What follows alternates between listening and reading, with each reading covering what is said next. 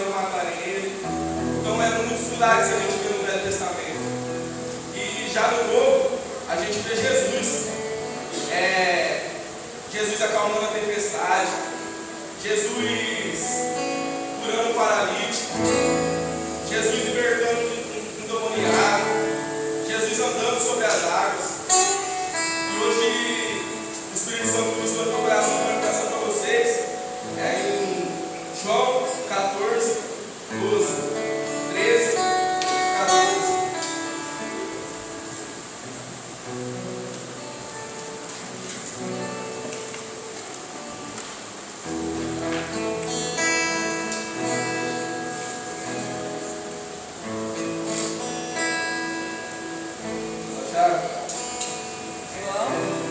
A palavra diz assim, João 14, 12, 13, 14.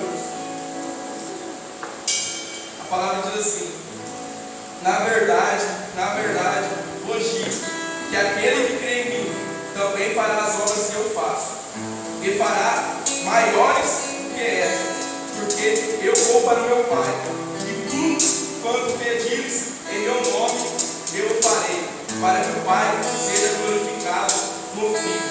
Se pedir alguma coisa em meu nome, eu farei. Então, o que o Espírito Santo quer dizer através dessa noite, meus amados, é que às vezes tem algo que está atrapalhando a gente passar para o outro lado. Foi o que aconteceu com Moisés. Deus usou Moisés para Moisés abrir o mar para eles passarem. E também é assim na nossa vida. Se nós pedimos em nome de Jesus, o que está atrapalhando a gente conseguir o que a gente quer, os planos de Deus, eles vão resolver em nome de Jesus. Se você também tem autoridade para orar e cair fogo do céu. Porque aqui não sou eu que estou dizendo, é a palavra. Jesus disse isso para a gente, que a gente ia fazer obras maiores do que a dele.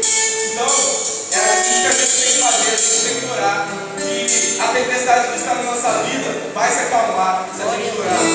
É isso que o Espírito Santo quer dizer para a gente nesta noite. Da gente ter fé, porque a fé move montanha, meus amados.